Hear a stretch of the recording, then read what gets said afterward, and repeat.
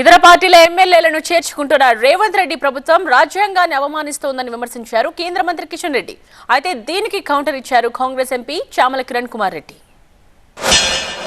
మరి ముఖ్యమంత్రి రేవంత్ రెడ్డి గారి నాయకత్వంలో ఈరోజు ఇతర పార్టీల నుంచి గెలిచినటువంటి శాసన సభ్యులను నిస్సిగ్గుగా, శాసన మండలి సభ్యులను నిస్సిగ్గుగా ఏ రకంగా అనైతికంగా చట్ట వ్యతిరేకంగా పార్టీ ఫిరాయింపులను ప్రోత్సహిస్తుందో మనం చూస్తూ ఉన్నాము. ఈరోజు రాజ్యాంగాన్ని నడి రోడ్డు మీద ప్రతిరోజు ముఖ్యమంత్రి గారు ఏ రకంగా అవహేళన చేస్తూ ఉన్నారో, శాసనసభ నియమాలను ఏ రకంగా తుంగలో తొక్కుతా ఉన్నారో, ప్రజలు ఇచ్చినటువంటి తీర్పును ఏ రకంగా అవహేళన చేస్తూ ఉన్నారో మనం చూస్తూ ఉన్నాము.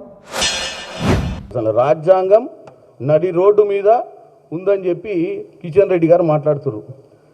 మరి కిషన్ రెడ్డి గారు పోనీ ఆ బండి సంజయ్ గారు, ఆ పక్కనున్న ఈటల రాజేందర్ గారు, ఇంకా డికే అరుణ గారు అంటే గతంలో ఆ పార్టీలో లేరు. మరి కిషన్ రెడ్డి గారు అయితే మొదటి నుంచి ఆ పార్టీలనే ఉండు 2014 తర్వాత ఈ పార్టీ కార్యకలాపాలలో క్రియాశీలకంగా మంత్రిలో ఎంఓఎస్ ఉండి ఇప్పుడు క్యాబినెట్ అయ్యింది. 10 రాష్ట్రాలలో ప్రభుత్వాల్ని కూల్చినటువంటి బీజేపీ ఏమో రాజ్యాంగాన్ని కాపాడుతుందట, మేము రాజ్యాంగాన్ని నడి రోడ్డు మీదకి తీసుకొచ్చినామంట.